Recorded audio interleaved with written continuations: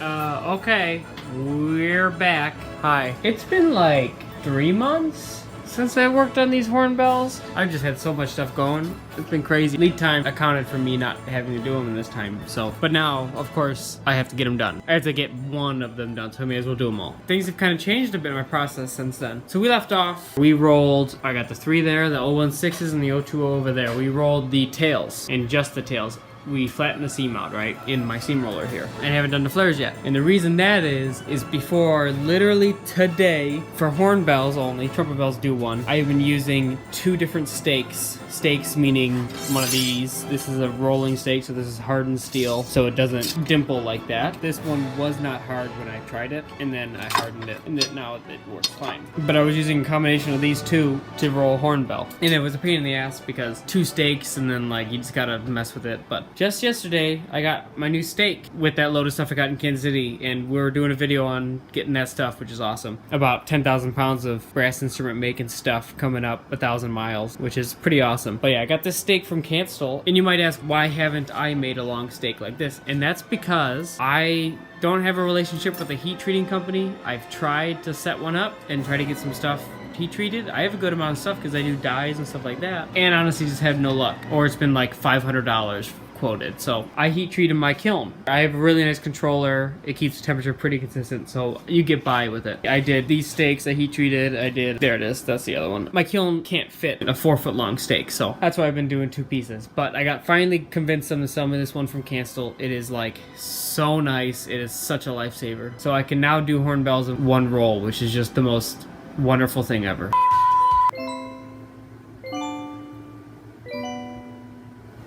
Oh yeah, so this is the steak I got from Cancel. Still got a little rust on it I gotta clean off, but it is nice and long. It's awesome. It fits my patterns like very well. When it comes to making a steak, a little bit of tips just in case everyone ever needs to do it. They don't have to be pretty. Cancel made theirs like pretty. You can see it's got nice round edges on there, and that helps. Someone spent way too long making this thing look pretty for what the job is gonna do, right? This is the first one I made successfully. Got it hard, and you can see, I mean, the lines aren't straight. The corners are rounded over enough, so because you want that so when you're rolling you don't dig into the material and see like apparent lines on the bell pattern. You don't want that. If you're doing thin material, that will cause the bell to fail. But you know, no sharp edges, but like it's not beautiful. It's crooked, and it's like even down lengthwise it's got a slight curve to the left. But that's because when I heat treated, imagine the frame of the camera is the kiln, opening of the kiln. This was heat treated like this so it could fit.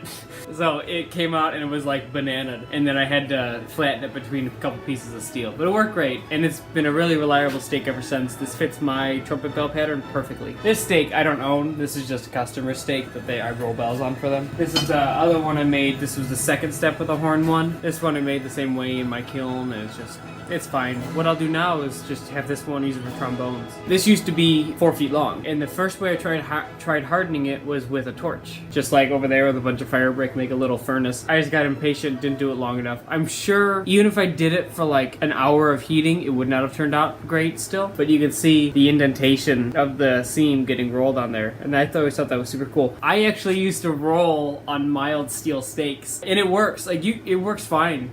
You get that. Once the steel compresses enough, it's fine, and you just keep rolling over it. It takes a couple more rounds of rolling, but it works. I mean, like, it works. That's the thing. And it's actually kind of nice. You'll never get the seam perfectly flat off the seam roller, and if you do, that means the metal around the seam has been compressed to the point of being unusable. That's why factories will use really thick material and then roll the fuck out of it, because when you have the thick material and you roll the fuck out of it, it ends up like, say you start with like 028 or something, and you seam roll the shit out of it, those indentations, those lines at the thinnest point of the bell will be like 020, which is like normal bell thickness for everyone else who's not, you know, damaged. Once the steel compresses, it'll do that, and then if you cut out just the strip of brass that the seam is, it would be like an oval gauge of thickness, you know? It's like, like that. That's what it is. When you go to file the top off, you can actually file the top of the seam off, and it comes out pretty good. I'm not saying that everyone should roll on mild steel steaks. Obviously, I've gotten over that, but there's one around here somewhere. It was so funny. So it takes about 2 rounds of rolling to get a bell where I like it. I think it does a good job of not stressing the metal out when you do it in 2 rounds. You can do it in 1 round. I just don't like it. You get a lot of cracking. Every single round after I rolled the bell, I'd have to take the steak to the vise because 1,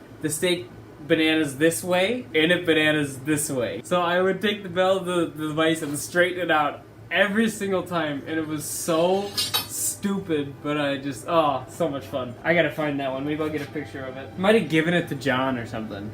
So, I got this one flattened out on the new steak. You can see this is not rolled yet, so it's kind of, so got the seam raised, but down here has been rolled. So what we're gonna do is we're gonna start from this side instead of starting from the small side like I usually do. But before I roll this, because my seam roller, I got this from Getson. They were using it on trumpets, I think mainly. And most seam rollers, you have to do this anyways. If I shoved that bell in here, it would tear the bell because the bell would get caught on the sides here. So what I have to do is anneal this bell now, and then I have to fold in what I call the wings. So you just basically take a line there, and you just fold them in. You can go over or under. I usually go under. Fold them in just so it doesn't get caught up on there, and then we'll be good to go. So I gotta do that to all of them. Let me go anneal this, and then I'll get some footage of that. Got that guy there. There's our bell. I annealed it. So you can see the pink color on there.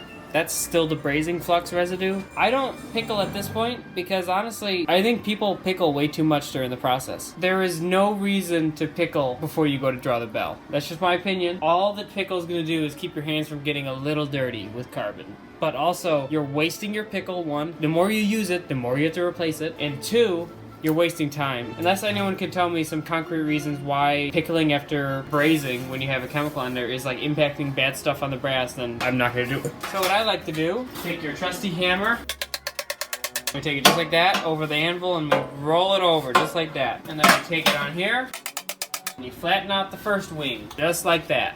One wing flattened.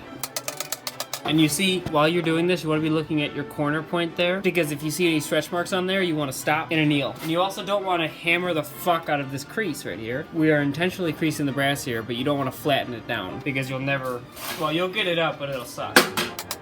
That's where I like it. That one might be a little too far. That one's definitely a little too far. So, larger companies are way better at this. The guy who does this all day, every day at the seam roller is way better than this than I am. We got that winged in. They also do it on the top, usually, and you'll see it's all like shriveled up here. I just don't like doing that. The more I do it, the better I'll get at it. So, my opinion may change. I've just never had any luck getting it to fold right, but it's just a practice thing.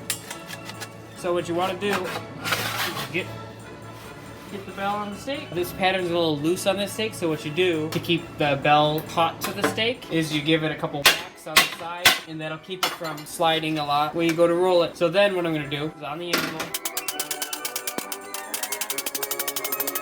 you want to make sure that back here, see all these wrinkles? We want to get these out now flat to the steak. When the rolling comes through, sometimes it can roll, and fold those over. I'm gonna take a metal hammer and just lightly planish it.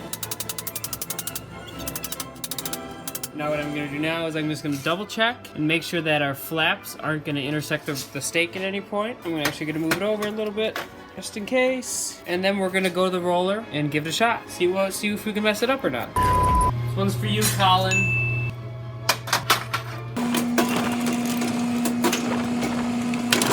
Easy. Just like that. There's some good stuff right there. That's a nice seam too. Wow, I nailed that one. Fuck yeah. Wow, I'm gonna do it one more time. I'm really proud of that. Perfect. If you did not fuck it, that means we did a good job. That is awesome. That's an awesome seam. It's glass, fully glassed. You can't catch your fingers on anything. Up here you can, but that's the one notch we have in there to hold the pattern together, so that'll get cut off anyways. I'll do the rest off camera, and then we'll move on to opening it up. What I'm talking about, see, you can see the more yellow part at the tip here. Right there, it's 2 layers of brass and braze, and everywhere else, it's just brass and braze butt seam. That's a good seam, though. You can see how it's reflective, right? And the brass next to it isn't.